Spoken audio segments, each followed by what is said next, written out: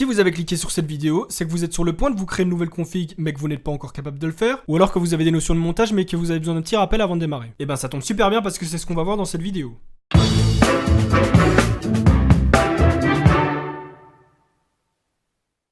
Salut à tous, bienvenue sur Discover ID. Aujourd'hui, gros tuto dans lequel je vais vous apprendre à monter votre propre PC. Alors sachez que le PC qu'on va monter aujourd'hui s'adresse principalement à un public gamer. Non pas parce que le montage sera différent d'un PC à utilisation bureautique ou multimédia simple, mais parce que les composants ne seront pas les mêmes que ce type de PC là. Avant que la vidéo ne débute réellement, je tiens juste à signaler qu'elle est divisée en deux blocs. Un premier dans lequel je fais un petit résumé au niveau des compatibilités, histoire d'être sûr que les composants que vous allez choisir s'accordent bien entre eux. Et un second dans lequel je vous explique tout simplement comment monter une tour. En gros, si cette première partie ne vous intéresse pas, vous pouvez directement cliquer dans le lien qui est dans la description pour accéder directement au montage. Si j'ai oublié quelques compatibilités importantes, n'hésitez pas à le signaler dans les commentaires. Ok, donc on va d'abord regarder au niveau de la carte mère.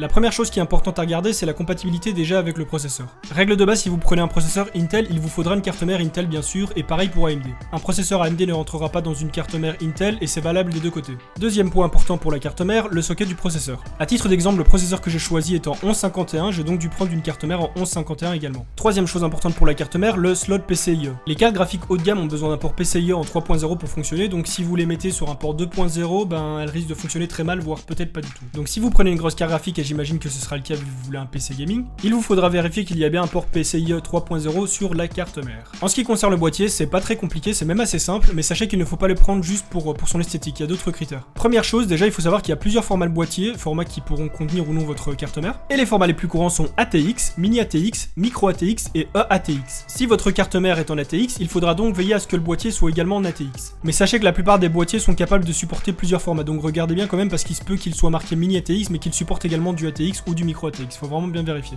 Autre point important, l'espace pour la carte graphique, ça il faut regarder au niveau des dimensions parce qu'il y a des cartes graphiques qui sont plus longues que les boîtiers, donc ça faut vraiment faire attention. Ce serait con d'acheter un boîtier et de se rendre compte que votre carte graphique n'y rentre pas. Et ensuite le troisième et dernier point important pour votre boîtier, la matière. Il y a pas mal de matières connues au niveau des boîtiers, mais moi je vais citer celles que j'ai vu le plus et celles que je connais assez bien, les autres je ne les connais pas trop donc je vais pas me risquer à vous en parler. L'aluminium, l'acier et le plastique. En ce qui concerne le plastique, pour ma part je vous le déconseille fortement, tout simplement parce que le plastique ça chauffe assez vite et avec le long terme ça peut abîmer votre boîtier, ça peut finir par le déformer un petit peu, le faire fondre, bon pas fondre non plus comme ça instantanément mais avec le temps et sachant la composition du plastique c'est pas super conseillé. Ensuite il y a l'acier, l'acier il risque pas de fondre à cause de la chaleur de vos composants, mais le truc c'est qu'il a tendance à chauffer un peu facilement, ce qui aura pour cause de mettre vos ventilateurs en alerte, et qui dit ventilateur en alerte dit beaucoup de bruit. Et pour finir, l'aluminium que j'emploie à chaque fois que je monte une tour et qui je pense est celle qui est le plus employée. Pour les bonnes et simples raisons que l'aluminium ne chauffe pas beaucoup et donc il ne risque pas de fondre, il ne fera pas beaucoup de bruit et aussi il est super léger et très solide. C'est donc un super compromis en termes de boîtier. Et dernière compatibilité importante, l'alimentation.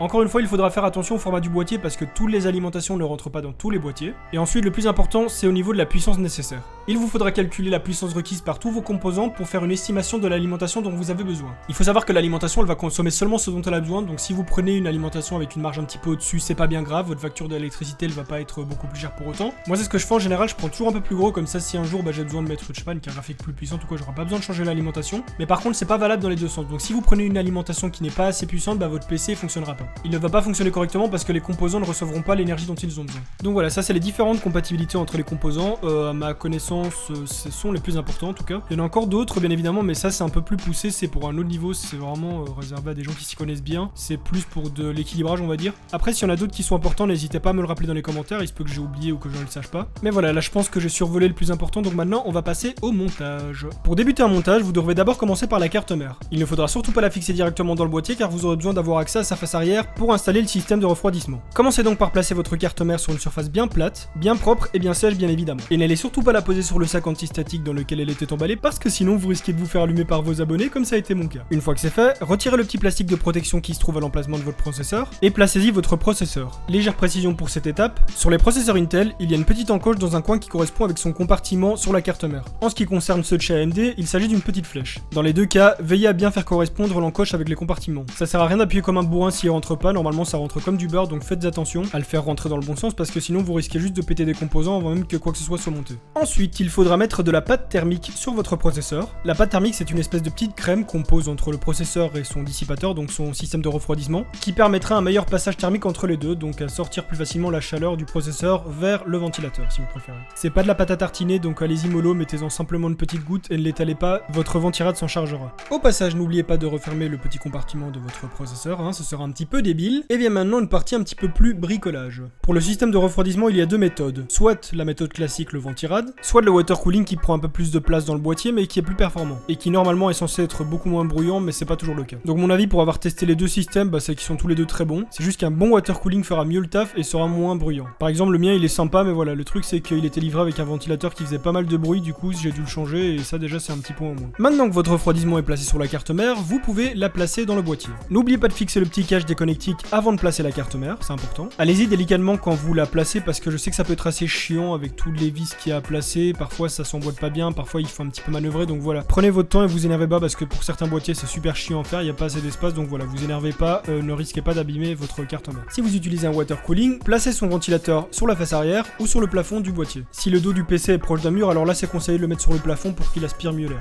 Par contre si vous le placez sur la face arrière, ne faites pas la connerie que j'ai fait moi lors du montage, que j'ai remarqué après et que j'ai évidemment changé depuis. Enlevez d'abord le ventilateur qui est à l'origine sur votre boîtier et puis placez le ventilateur du water cooling. Et pour ce qui est de la direction du ventilateur, il doit aspirer l'air froid de l'extérieur pour le rejeter à l'intérieur du boîtier. Une fois la carte mère et son ventilateur installés dans le boîtier, ce qui est pour ma part une des fucking parties les plus longues d'un montage, ce sera le bon moment pour fixer votre alimentation pour alourdir un petit peu le boîtier histoire de pouvoir le manipuler tranquillement pour les prochaines étapes. Et comme ça vous pourrez voir un petit peu l'espace qu'il vous reste dans le boîtier. Si vous ne possédez pas une alimentation modulaire et donc que vos câbles sont fixés dessus par défaut, je vous conseille de tous les sortir sur la face de gauche du PC dans les trous qui sont adaptés pour ça. Comme ça vous verrez plus clair pour mettre les autres composants et ce sera plus facile après pour le câble management. Pour ce qui est du placement des barrettes de RAM, il y a toute une histoire de dual channel, d'optimisation de la bande passante. Si je vous parle de ça, je pense que vous comprenez absolument rien. C'est un sujet un petit peu plus complexe et que je ne maîtrise pas encore, donc je vais pas en parler dans cette vidéo pour pas dire de conneries. Donc si comme moi vous n'en possédez que deux, contentez-vous de les mettre un port sur deux. Si vous cherchez vraiment l'optimisation, alors là je vous conseille d'aller voir sur des forums spécialisés qui vous en parleront mieux que moi. On passe ensuite à la grosse bête, la carte graphique. Vous devez la brancher sur un port PCIe, et si votre carte mère en possède deux, le mieux c'est de la brancher sur celui du haut pour la laisser un petit peu plus respirer. Pour l'insérer, vous devrez bien évidemment enlever le ou les petits caches qui se trouvent dans le boîtier. Et normalement, comme la RAM, ça rentre comme dans du beurre, donc vous devriez entendre un petit clip